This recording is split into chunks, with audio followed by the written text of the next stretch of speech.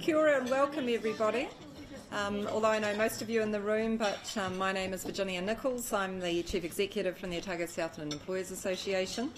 First of all, I'd like to acknowledge we've got a couple of people in the room that I would like to acknowledge. We've got MP Dr Liz Craig, lovely to have you here, and we've also got Tony Biddle, the Deputy Mayor as well.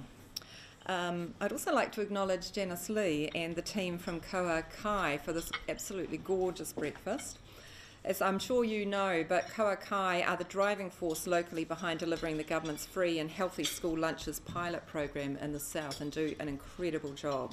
They partnered with the Invercargill Licensing Trust to use Elmwood Gardens and its full commercial kitchen, and I understand today is the first function of this type for them, and they're using it as a training exercise, and as I say, I think they've done incredible work here this morning. Isn't the food beautiful? So it's my pleasure today to welcome the Honourable Grant Robertson. Grant, thank you for taking the time to meet with us. We really appreciate that. I understand you've been at the netball last night, and I think that looked like a pretty good match. I was watching that a little bit from the Ascot last night. We know you're MP for Wellington Central and the Finance Minister for the whole country, but we tend to think of you as a local from just up the road in Dunedin, and so welcome back to the South. As Minister of Finance, Grant has perhaps in the most important role in the country right now. The big issues we have to deal with because of COVID-19, financial support for businesses affected by the COVID restrictions, financial support for employees and their communities, the massive job ahead of economic recovery. These are all issues that the Minister of Finance is fundamentally responsible for. So we wish you well with your work on these difficult issues on our behalf. We're looking forward to hearing your thoughts on these issues today, and also on a number of other issues that are particularly relevant to us here in the Deep South. So thanks for being with us today, everyone, the Honourable Grant Robertson.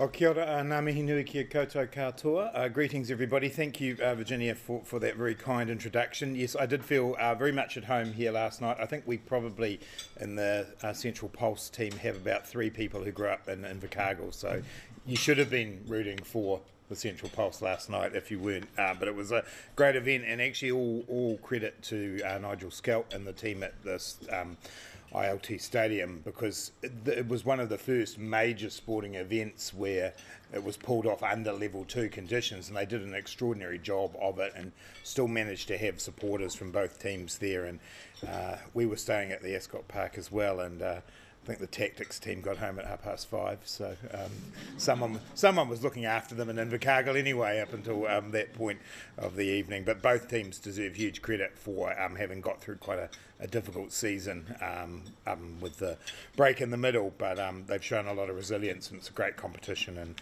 one that I'm very proud to support, wearing my other hat as the Minister of Sport and Recreation. I want to acknowledge my parliamentary colleague and friend Liz Craig as well. Thank you for coming along this morning, Liz. Tony Biddle, who was also at the netball last night, and all of you for making the effort to be here this morning.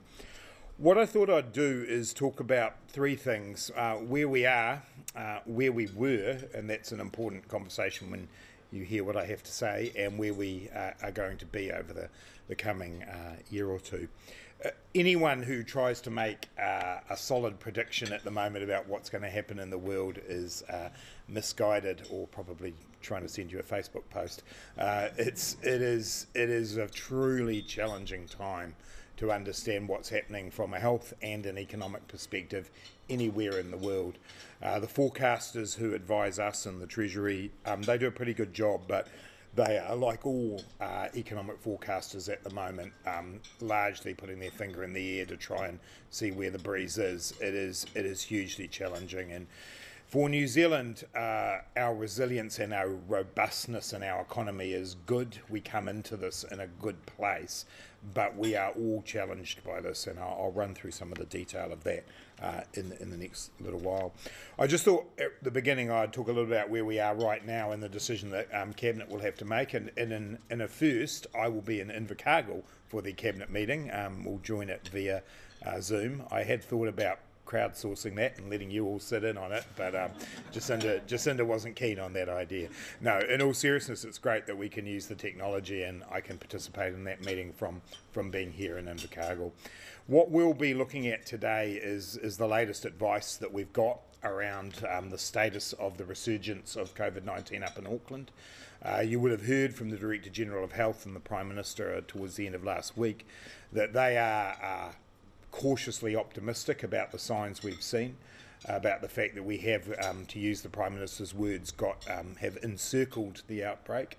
If you look at what happened in Victoria, they had about a 3-week window before they brought in the level of restrictions that we did last week in Auckland, and that's critical for being able to get on top of it. So I know occasionally people say there's 4 cases, why on earth would you move up the alert levels? Well, it's because the nature of a virus like this is that it will spread in such a way that if you don't jump in at that point, you run the risk of those hundreds and hundreds of daily cases, and unfortunately in Victoria a number of deaths as well. So we do feel that our swift movement to level 3 has been helpful. You've all contributed to that by not blaming the Aucklanders and making sure that under level 2 we do what we can in the rest of the country. We've learned a lot as this process has gone on, and one of those things is the importance of testing. And so New Zealanders have been tested in extraordinary numbers right around the country. And so in the last 8 or 9 days, we're up over about 160,000 tests.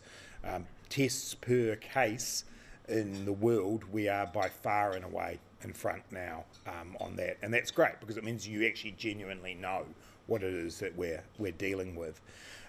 We're also got ourselves to our gold standard on contact tracing.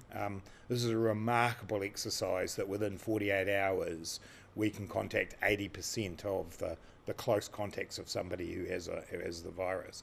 And again, that's what allows us to know what's happening and to be ahead of the game in terms of where we think the virus might be going. So that we've met that gold standard as well. And so putting all of that together, we've got some optimism, but it is a sign that everyone in the world is going to have to live with this virus in our world for some time to come. And so, we're optimistic, but I'll wait and see my 9 a.m. briefing, which will come just after I leave here, and we'll see where we get to this afternoon. But I do want to thank all of you for the work that you've done over this whole year to be able to help us as a country get on top of this virus. We are still relatively much better off than many other countries in the world, and we need to continue to lock in the gains that we've made. Which brings me to the second of the things I wanted to talk about today, which is where we were just before we had this resurgence. I was on a phone call with a number of business leaders from around New Zealand, and they were looking back over July, and I won't name names because it was a Chatham House environment, but a large car company said that they'd had their busiest July ever in New Zealand. It possibly won't surprise you that one of the wineries said that they had also had their very best June and July. Turns out we like a little bit of Sauvignon Blanc when we're in our restricted times. But across a number of industries, we can see that June, July and the first 12 days of August, New Zealand performed far in excess of the expectations and the forecasts that we had. And the reason, in my opinion, for that was because we had got ourselves in a position of having very strong restrictions through the level 4 and level 3 period we had earlier, which allowed us to emerge quicker. And there's a thing called the Oxford University Stringency Index, which I invite you to have a look at. And what that shows is, yes, New Zealand's lockdown restrictions were among the tightest in the world, but then that facilitated our emergence out from that, and you can see that relatively in terms of our economic record.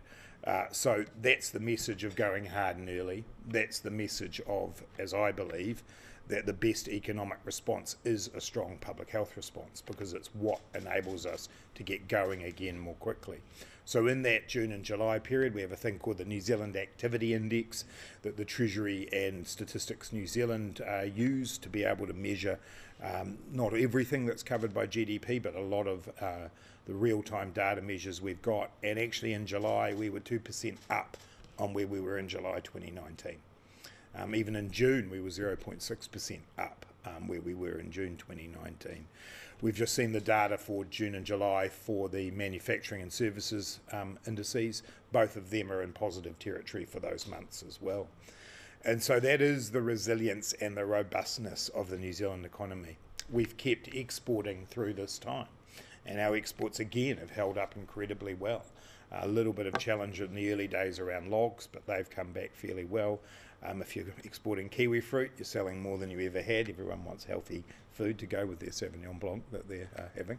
And so it is a period of time in which the New Zealand economy has shown what it can do. And so that's why I think it is important, even though we've had this setback of a sort over the last couple of weeks, I'm very confident we will come out the other side in a similarly robust way. Now, that's not to say life's easy for anybody. This has been an extremely tough time to do business in.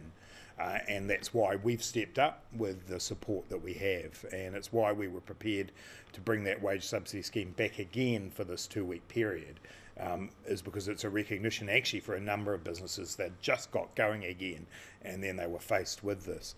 I think it's pretty clear to everybody, and there's a number of largish businesses represented in the room, but I think it's pretty clear to everybody that it's small and medium enterprises who find it hard. The margins are smaller, their ability to be able to turn things on and off again is lower, and so we've tried to focus more of our support into that area.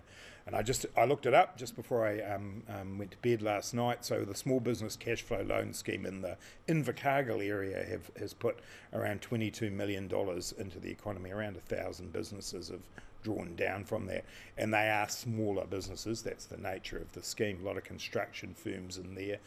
It's been a very useful scheme to allow people just a little bit of confidence and a little bit of working capital, along with the wage subsidy scheme, which obviously has paid out close to $14 billion now, and will be far more by the time we get through this 2-week period now. So we've taken the approach that we will go hard and early, but we'll also go hard and early with our economic response as well.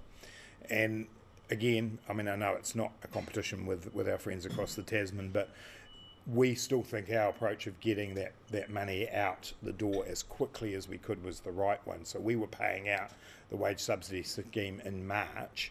The Australian equivalent didn't start paying out till May. And this morning, the Australian Treasurer is talking about 13% unemployment in Australia. We're forecast to get up towards 8 or 9 as our peak. And so I feel like we did the best we could in the environment we had with the resources that we had to get them out and get them going. But our role must continue, and we continue to look at ways of finding opportunities to keep supporting people, both in terms of supporting people staying employed, but also in creating jobs. And that brings me to the third of the things I wanted to talk about today, which is where we are heading. So our budget in May focused around a huge investment in people and in jobs.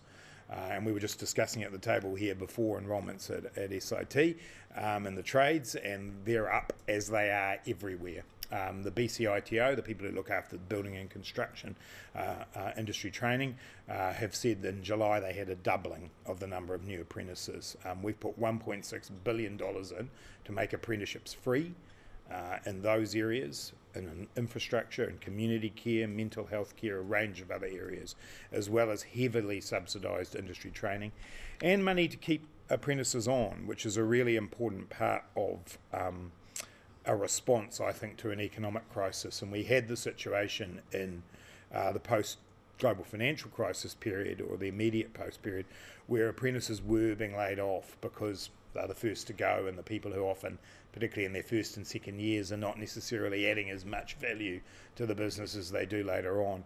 So there's a $16,000 subsidy to a business to keep that apprentice on during this period. So they're the kinds of things that we invested in through that budget to make sure that actually we were doing what the American economist Joseph Stiglitz calls double duty. So actually trying to address issues that are long-term issues but have an immediate benefit. Our skills deficit as a country has been one of the things that's held us back in terms of productivity. So actually now investing up front in this massive investment in apprenticeships and trade training, we think is the right thing to do in terms of future-proofing the New Zealand economy. But alongside that, there were a number of other projects to help drive job growth and job creation. The infrastructure funding, of which Invercargill has benefited from some of. The work that we've done around building more state houses, so we'll be building an extra 8,000 that over the next 4 to 5 years. That's about giving some confidence in that part of the construction sector as well. The Jobs for Nature program, which is employing people within the dock estate and elsewhere to do fencing of waterways and pest management and pest control and so on. So a number of both short and long-term initiatives to help build and create jobs in our economy. But we also have to look beyond that, and that brings me round to some of the issues that are currently facing this region here. What we do from here as a country has to try and address the issues, the long-term issues we've had, along with the immediate and short-term ones. So New Zealand has never been the most productive of economies. It's one of those great paradoxes. New Zealanders work extraordinarily hard, but our output doesn't match that. So the average German worker works between 300 and 400 hours a year less than a New Zealand worker, but produces more at the end of that. And when you dig into what that's about, it is about infrastructure, it is about skills, it is about research and development, which we haven't invested enough in either. So in all of those areas, over the time that we've been in government, we've been working towards more investment in all of those areas. What COVID-19 does is say, well, how do you pick that up and go even further? And that's why we've invested that extra money, as I've talked about, in the infrastructure area in particular. But it also draws out some of the challenges we've got around our sustainability as a country as well. And so we have a desire, as we should, as a country, not only to meet targets we've set ourselves in terms of climate change, but also emphasise our brand, as it were. And when I think about the framework and the approach that we're taking to dealing with the post-COVID world, one of the things we want to do is set a framework that actually builds on our strengths. So yep, we like to think of ourselves as a clean, green country. We also are, according to the World Bank, the easiest place in the world to do business. We're also #1 in freedom from corruption, according to Transparency International. And we've done a pretty good job of getting on top of this virus. So if you put all of that together, we're a country that is a place that people should feel confident investing in, that has got an eye on how we are more sustainable and more productive, and indeed more inclusive of more people in the economy. And so that's the broad framework that we're using. We've then got a 5-point economic plan that is rolling out to try and put that in place. And I've mentioned a couple of those already, the first being the skills issue, the second being around job creation, but the third is around this concept of future-proofing. And the issue we've got here is, given what we've got, our natural advantages, the people, the investment we're making, how do we make the most of that into the future? And you've got a living, breathing example sitting here. So I acknowledge and respect the staff and Stu and the team from New Zealand Aluminium Smelters who are here today. What I want to say about that is that we are continuing to work constructively with the owners of New Zealand Aluminium Smelters, Rio Tinto. When I was here last, which actually wasn't that long ago, was it? It was just a few weeks back. I talked about the fact that if Rio has made the decision to go, our strong desire is that is done in a way that supports and protects the economy of Southland, i.e. in a managed way, not an abrupt way. And so those conversations are ongoing to see how we can, as central government, help and support that. But at the same time, the economy of Southland, which is resilient, needs ongoing help and support from us. And so what we want to do is be part of working with Steve and others at Great South around how we put ourselves in a position to help every regional economy be future-proofed. So that means supporting industries that we know can grow here. So we've been talking about aquaculture as a good example of the way in which Southland uses its natural advantages. If we also look at the other part of the future-proofing program we've got is a series of industry transformation plans. And the first of those is in the agri-tech area. So this is a piece of work that we've been doing with the business community and the union movement. borrowed out of Singapore around looking at 30 and 50-year plans for significant industries where there are high-wage jobs available. As a country, we know we do agriculture well, but if we combine it with technology, we have the ability to push forward into those higher paying jobs. So, for example, one part of this is to do with robotics and the use of robotics in horticulture in particular, but spreading the use of that into other areas to be more productive, to address those issues that I mentioned earlier on that have bedeviled us for a long time. So we will be rolling out a series of those industry transformation plans over the next few years in areas where we think we can push out in terms of the value of jobs. A place like Southland is a massive part of that because you're a critical part of that agriculture industry. Adding the tech side of it's important. The same applies to aquaculture. We've got a great strategy, we've got a great plan, got some regulatory issues to work our way through, but we see that as another example. In terms of the smelter, and you know, I'm not prejudging the outcome of these discussions we've got, but we also know as a region that you want to expand the base of industry here regardless of what happens with the smelter. That means looking at other options. That means thinking about what you might do with that power if the smelter wasn't here, be it in hydrogen, be it in a data centre or Tesla or whatever else is going around. All of these things are worthy, and you have a great regional EDA down here that's got a good plan. Tourism will come back. That might just take a little bit longer. International education will come back. That should be a little bit shorter in the time frame of getting that back on board. But there's a lot of areas that Southland can be able to build on and use that concept of future-proofing the economy, finding the areas where you're strong already and building on that with new technology, with deepening your skills base, with investing in R&D. We're going to help you through that. And the concept of a just transition is very important to us. We delivered that in Taranaki. I was about as popular there as I probably would be in some parts of this community around Rio a year or so back. But we've built up something really special there as we're moving away from new oil and gas permits. We're actually moving towards a different kind of investment there, and there's a thing called the New Energy Development Centre that we've set up in Taranaki to be able to help drive their version of a just transition from where they've been to where they want to go. We want to build that kind of partnership with Southland. As I say, I'm not going to prejudge what might happen with the smelter, but we want to build that partnership of how Southland continues transitioning its economy. You've done it before. I grew up just up the road in the 1980s. I know exactly what happened in this community there as subsidies came off from the agricultural sector and everybody said it was the end of Southland, and it wasn't. And you guys will come through whatever it is that happens here because you've got tremendous natural advantages, great people.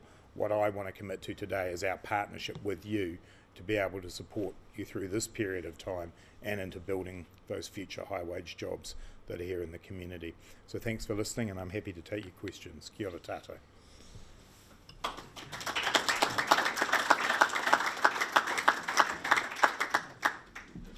Thank you, Minister. So my name's Andrew Lays. I'm the current president of the Employers Association for Otago Southland, and it's my job to actually lead the Q&A session. Or as I like to think of it as putting Grant on the mat. We don't have the opportunity to put too many ministers on the mat here down here in Southland. We did actually go out for questions before the meeting, so I do have a few questions to work from, but I actually want to work the room because I mean you came out here early and you deserve. They all got here on time too, Andrew. Andrew. Yes, I know. Invercargill is a wonderful place if you make a mistake. You can make up for it. But I read through the questions a few times, and you'll be pleased to know, Minister, I only found one exclamation mark in that, which brought back a fond memory of 2008 when I had to actually travel to the West Coast to have a sit down with one of my managers about her use of exclamation marks in emails, believe it or not. But anyway, so it looks like you're in for a pretty good time, despite the impacts on the smelter, or potential impacts on the smelter and SIT and foreign students and etc. So perhaps if you could maybe just start with a soft question. Yeah, say you've got a 35-year-old in Southland today and is looking forward to where they're going to be in their mid-60s or looking at retirement. with all the debt that's come on board and things, it's a concern. Yep. Am I going to actually be in a position where I can enjoy my retirement or not? Or what are we going to do as an economy to manage our way through this? Because that debt's not going to go away easy, is it? No, it's not. And I mean, I mentioned before the robustness of the New Zealand economy coming in. One aspect of that was our fiscal position. So as a country, our debt, as it's measured by governments as net core crown debt, was under 20% of GDP. That made us one of the least indebted countries in the world. And I think I might have said it the last time I was here, that's actually the legacy of a number of governments. I can look back to Bill English and say, yep, he managed that part of the books really well. So did Michael Cullen before him, and it meant that we were in a much stronger position than the rest of the world. So Treasury estimates that based on the borrowing that we're going to need to do, we'll get up to around 50% as a peak. That will still put us as one of the least indebted countries in the world, because everybody else is having to borrow as they're going as well. And our balance sheet, as I mentioned before, is strong enough that we can start to bring that debt down. The way we bring that debt back down and under control again is going to be the subject of a lot of discussion, I suspect, over the next 6 to 8 weeks or so. There are ways of doing it. One of them would be just to cut back on everything and implement what are effectively austerity policies. I don't believe in that. I think the damage that's done by that is quite harsh. There are whole communities that through the 80s and 90s suffered as a result of that, and we're still suffering the consequences of that. My view is for future generations that if you grow up in a household where your parents are working and there's food on the table, you'll do much better than worrying about the percentage of debt a little bit further down the track. We've got to look after those future generations now so that they're the part of that productive economy in the future. So yes, there is a debt reduction plan. It's already there in the budget. But my view is that if anyone's selling you the ability to do that quickly, they have to explain what's going to happen to your health system and what's going to happen to your education system along the way. It's about a balance. I think we've got the balance about right in what we've put up. But yes, we are going to be saddled with that debt for some time. But there's no point saving for a rainy day if you don't put the umbrella up when the rain arrives. Something that's always key for employers is accessing skilled staff. I know that's quite challenging at the moment with the restrictions that we have in place, but I guess from an employer's perspective, a plea that this is actually an opportunity we should actually be taking advantage of, I think, in terms of collecting the world's best to our country while we've got the opportunity, because New Zealand's going to be quite a favourable location, I would have thought. So is the government actually looking at doing anything proactively in terms of helping businesses by immigration policy that allows those very skilled staff to come to New Zealand? Well, sure, and as we have and as we will, we continue to support immigration that fills skills gaps, that helps build our productivity. That will continue to be part of the picture, and even is while we're in this situation, albeit in a very limited way, given the restrictions of movement around the world. I see this as an opportunity in two ways, though. The first of those is actually to be making sure we do train our own people. We have not done enough of that in New Zealand. We haven't given ourselves enough of a runway to support people into jobs, and so we are certainly prioritising that. For some sectors, there is now an available labour force. We are having some issues getting the right people to be in the right place to be able to undertake that work, but we are providing support to do that. In another part of this broader region, there have been some issues through Central Otago and elsewhere, but we've been able to redeploy there. We've been able to extend the work visas of a number of people who are already here, and we continue to work on that. And there will be an important role for more people to come here. And I mentioned earlier on, all of those things that we've done as a country and who we are do make us both an attractive destination for investment and for people. But at the same time, we have to balance that with building the skills and labour force of the people who are here, so that we don't reflexively look overseas, but we use that inward migration to fill skill gaps and add to our productivity. obviously we've got a picking season up in central Otago coming up, and hopefully we've got plans in place. But I know at the other end, well, another spectrum would be, from the health. You used to be from the health sector, and accessing doctors, and that is always a problem. But I would have thought that now's the time to sort of take advantage. Yeah, I've been following the journey of a doctor who's actually coming to work at Wellington Hospital, who came in through the isolation facilities and has been documenting her journey online. She thinks the isolation facilities are good, by the way. So. No, amazing. Okay, so is there any questions from the floor? Or? No. Okay, I'll lead this away, shall I? I'm sure there will be. Yep, Tony. Morena. Kia ora. Just a very quick question for you. Our community feedback is around a lot of the funding applications that we can ultimately receive from government. So all the great things that you mentioned, listening and integrate funds, the apprenticeship funds that are available.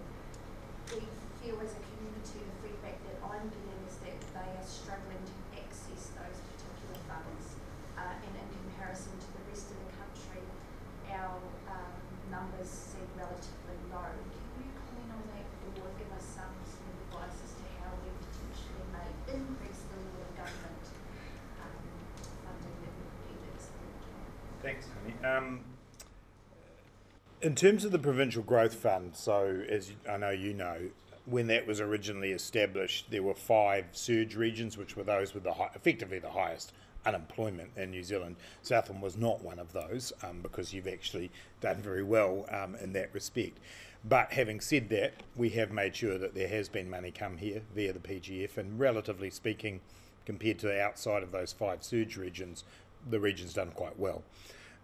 Similarly, with the infrastructure fund that we announced, we made a real effort there to make sure that was regionally spread and actually dovetailed with the PGF, and so again I think the Southland region's done all right out of that.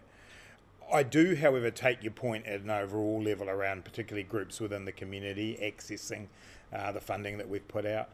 From a business perspective, there's now a single portal, connect.business.govt.nz, which you can go and you can find all of the various support mechanisms and so on that are there.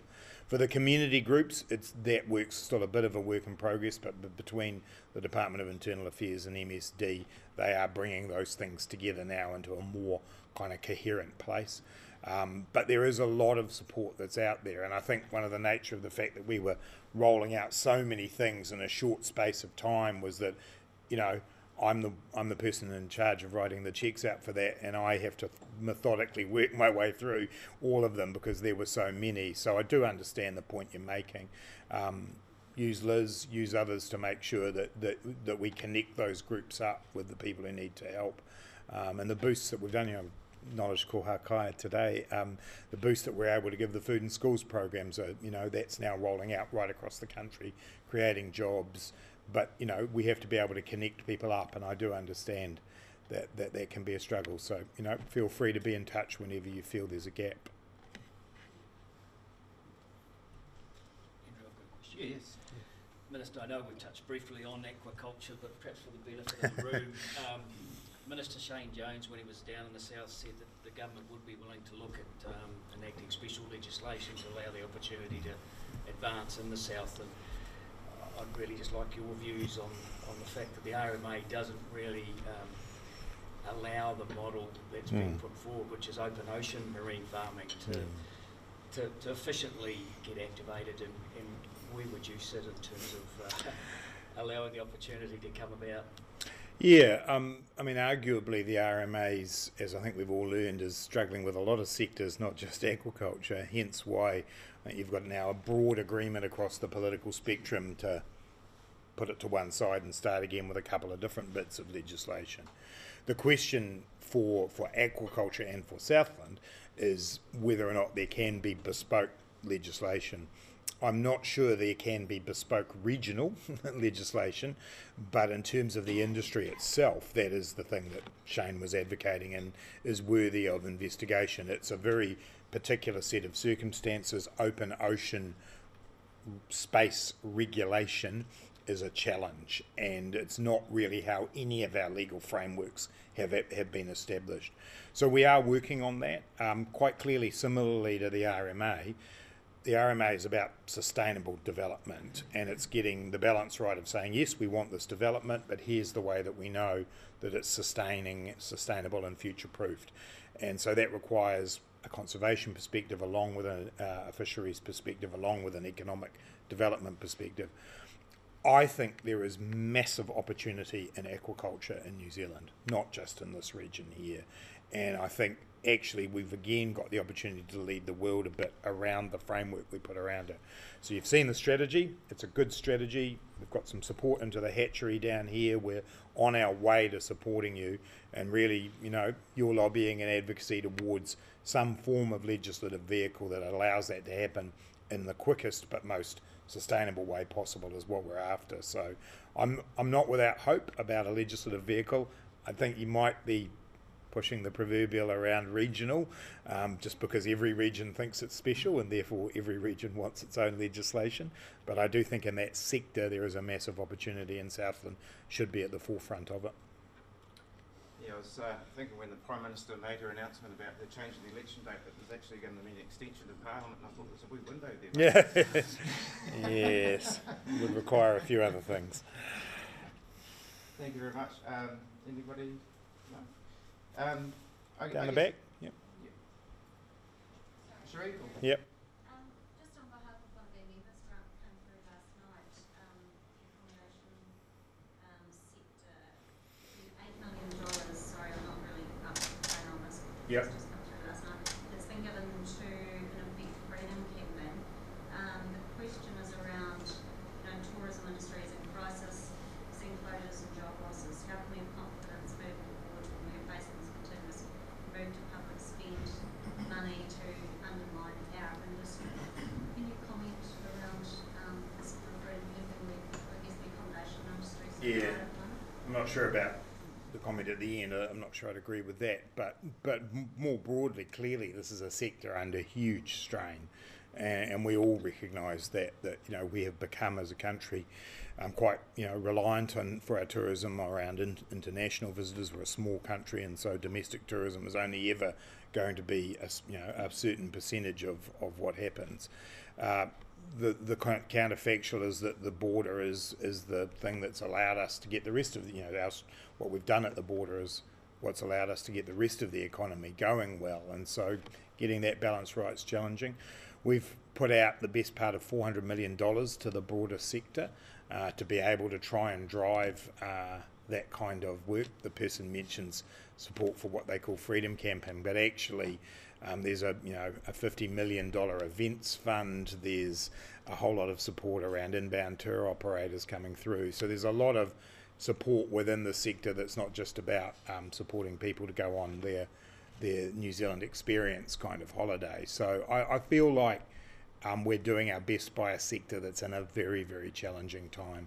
And we've tried to create the environment with the tax changes we've made, with the support for businesses who do need to go into hibernation, to allow them to do that. But unfortunately for this period of time, it's the domestic market that's important. It's one of the reasons why getting Auckland up and going again is important, because we need people from there travelling as well. But that $400 million tourism package was our first step, and we're continuing to work with the sector. Just getting back to the RMA, I know you've got your report now on the history and what the future should look like. If you are in government in a few weeks' time, you'll probably have a high priority to address that. I mean, what do you see as the outcome in the next term in terms of RMA? Because I mean, it does hinge on so many things that we're trying to do down here in Southland. Well, I think from our point of view, the Randerson report is a good report, and we by and large are going to go along with its recommendations. I have to put my hand up. In a previous life, I worked for the Minister for the Environment, and I think I was responsible for RMA Amendment Bill number 9 or 19 or a number like that. I mean, it has become, a piece of legislation that at its heart had the right idea, but it's got so many bits now hanging off it that it's no longer delivering the kind of development outcomes we were wanting. So the idea of a couple of different bits of legislation that fulfil it more easily is important.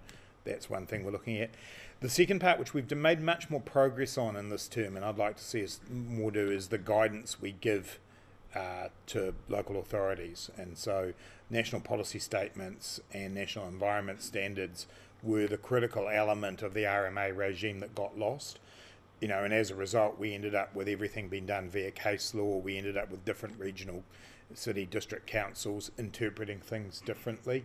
And so those national policy statements on things like fresh water, urban development, elite soils that we've managed to get through in this term of government, if we'd had those earlier, we would have had less of that regional kind of confusion. I have an architect who comes and sees me at my electorate clinics that I run about once a year, and he always loves to bring in the planning documents for the 3 different councils that he works across to be able to show how different they are, and he's building the same house in 3 different locations and 3 different sized piles of planning documents. We clearly need to be able to do better than that. Our guidance that we give at a national level is something we can do, so that'll be an important ongoing piece of work in this term. But to get that framework sorted out so that it's actually achieving the original goals, I think we've got a good base with that report, and our job's to go ahead and implement it. Does it start again? Start again? Yeah, you don't need to throw everything out at all. And I think one of the things that planners will tell you is that case law that's built up is actually quite useful, and they don't want to throw that away. But the framework, the add-ons have made it more confusing, and it's about actually stripping back to what's actually required. Andrew, just one question on that. Fresh water policy obviously has a massive implication to the Southland. I know you're about trying to nationalise the standard, and every farmer wants to improve water quality. But the impact of that change, I think it was back in August, particularly in a region like this versus wintering in Canterbury, is significantly different. And I don't think there's enough recognition in those aspects, and we're facing some massive challenges now of immediate shock rather than a sustainable pathway to make improvements. Yeah, I mean, I think that's where we do come in with the kind of support that we can provide. And, you know, farm environment plans sound like a great idea until you actually have to sit down and do one, and they're complex documents, and so we've put in place support to be able to help people to develop them. We've tried to listen to the feedback. I wasn't the person at the sharp end of that. David Parker and Damien O'Connor were, and they did take on board a lot of that in terms of the time frames, in terms of the kinds of support we'd want. But ultimately, we share that responsibility for improving the quality of our water. So, yep, I hear you. It's not easy, but we tried to recognise that within the national policy statement and within the time frames for the program being run out, and the support mechanisms that we can provide. And actually, that whole question around water is, you know, when I look ahead over this term and into some future terms for New Zealand, there are 2 or 3 issues that I lie awake at night about, but I do certainly think about a lot, and water is one of them generally. Not just fresh water either, but storm and wastewater. And so we've just recently put out there the first phase of the work we're doing around Three Waters, around how the government can step up. So we've stepped up with the first phase of around $750 million to support councils, but we want to see the governance and the management be more effective and more efficient alongside that. So I think water at a freshwater level, but also at a municipal level, is going to be one of the really big issues of the future. And we were just talking here about the fact that effectively we export water via the smelter at the moment. Water itself globally is a massive issue as well. And so New Zealand's quite well positioned, but I take your point, we've got to get a balance that you can continue to sustainably farm while we get the quality sorted out. Just, Minister, would like you to sort of give us a bit of a personal view on the statements that are being made out of government in terms of Tiwai and the comments particularly around Rio Tinto having received subsidised power for the last 50 odd years. I'll declare my interest. I've derived probably half my income or half my working life managing projects at Tiwai. I'm not a Tiwai employee, never have been. I started my career down there working for a very large American engineering company, which has taken me around the world and back again. It really comes down to me, and if I can just summarise the the key points very quickly. Yes, Rio Tinto has declared that they're terminating the contract and have terminated the contract. But the question needs to be asked why, and for me, I've written a fair bit on the project and Manapori and Tiwai history in the last few weeks. I mean, it's the original regional development project for Southland, I mean, sponsored by Ralph Hannon, who worked very hard to get the project here in the first place. And ironically, the original agreement signed between the government and Rio Tinto was actually signed by the Walter Nash government. It was released on I believe, the 19th of January 1960. So I think there's a touch of irony in that. And the other concluding point there, really, before you respond, is that, and this comes directly from the CEO of Meridian, they survey 700 hydro projects throughout the world. Manapori is number 3 or better on that list of 700, not top 3%, the top 3 hydro projects in terms of productivity and cost of production. It is right up there. It is a super cheap, top of the line. Yet we're crippling the smelter effectively by charging the smelter something like 5 or 6 times the cost of production. I struggle with the project, Manapori and Tiwai combined, being the original regional development project, to these constant statements that we've been had subsidised power over the entire life of the smelter. Yeah, I'm going to resist the opportunity to go too much into depth on that. There are a lot of discussions that are underway at the moment, including Meridian, including the government, that I don't want to compromise. I'll stick by what I said before, which is that if Rio's making the decision it's making, it would be better for all of us that there was a managed one rather than an abrupt one. If I talk more generally around the cost of power, there has been now a 15-year, I think, almost project around transmission pricing in New Zealand, which has finally come to some sort of conclusion. Just out of that, if that were implemented today, that would see a reduction in the cost of transmission, not the many-fold reduction you're talking about, but a reduction. So that gives you an indication that having actually gone and done the work, that there would be an improvement there for the smelter. That piece of work, of course, indicates one of the other issues we've got, which is the cost of transmission is not just the literal cost of transmitting the power, it's all of the investments that go on and have gone on and continue to go on. And so you do have to factor that into any particular price that you might look at. The transmission pricing model also, of course, is, you squeeze something in one place, it pops out in another, and so the cost of that transmission network will be borne by someone somewhere in New Zealand. At the moment, you're arguing it's borne too heavily by the smelter. Other people argue that in other parts of the country, if they were to take on more, that would be unfair to them. That particular piece of work now needs to roll out. It includes within it some potential options once it was, if and when it was fully implemented, that could work for the smelter, and we won't go into detail about those today, but the prudent discount mechanism would be one example of that. So, that transmission pricing review tried to take into account the issues that you raised. You've done more historical research on it than I have, so I won't argue with you about those aspects of it, but suffice to say, we understand the viewpoint of NZAS and Rio on transmission costs. There are some potential mitigations available through TPM, and we're having ongoing discussions. It's probably about as much as I can do for you today. Well, Minister, thank you very much for your time. I'll pass over to Virginia to some closing thoughts, and thank you.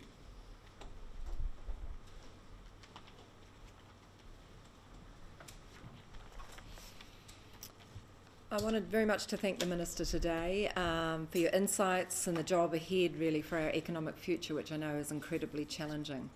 I also do want to say just a little bit about Tiwai as well. I think, firstly, the Tiwai Aluminium Smelter, we know that unless a new supply agreement with a realistic electricity price is negotiated in the next few weeks, the smelter will close in August of 2021. This will cost not only the 1,000 jobs at the smelter, but also another 1,600 jobs, which the smelter supports indirectly. It isn't difficult to imagine how this would be an economic disaster for Southland, particularly in our post-COVID recovery. But a longer time frame will give Southlanders time to develop alternative employment options, and we've heard some of that today, and we're really excited to hear about some of that. But I think, to be fair as well, it doesn't just affect us here in Southland. I think any electricity consumer around New Zealand, be it private, individual, business, large or small, who doesn't want a hike in their electricity bills will also agree. We'd also, I think, be really good to hear a bit more of a plan about bringing in more international students back into the country, with appropriate quarantining, obviously. And that's something that we'd like to hear a little bit more about too. So really, to finish today, I just want to thank very much. It's been a community effort today to organise this event, and I want to acknowledge a few things today. You may have noticed on the tables the most beautiful herbs that have been done, and also flower decorations by Nicole McKnight from Festival Farm. Also the bread supplied by Brittany McDonald from Flower Bro. And also what Janice Lee and the team have done here today has just been incredible. I just wonder if Janice might come up. We do have a small gift of appreciation for you today, just to thank you, because I know you went well beyond the call of duty.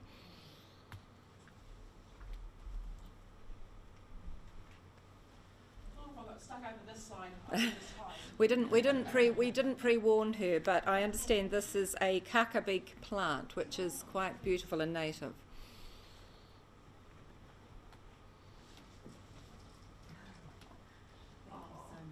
Thank you. I really appreciate it. Thank you,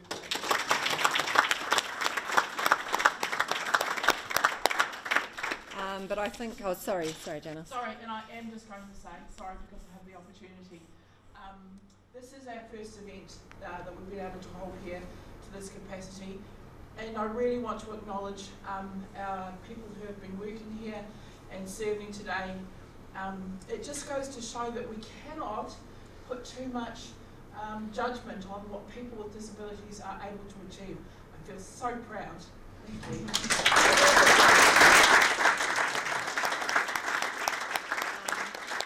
So with that, really, I just want to thank everyone for coming today and for your support. And I know the Minister, I'm not sure if you'll have a few more minutes or if there's going to be media, but please stay. There's obviously some lovely food and things still to enjoy. Thank you.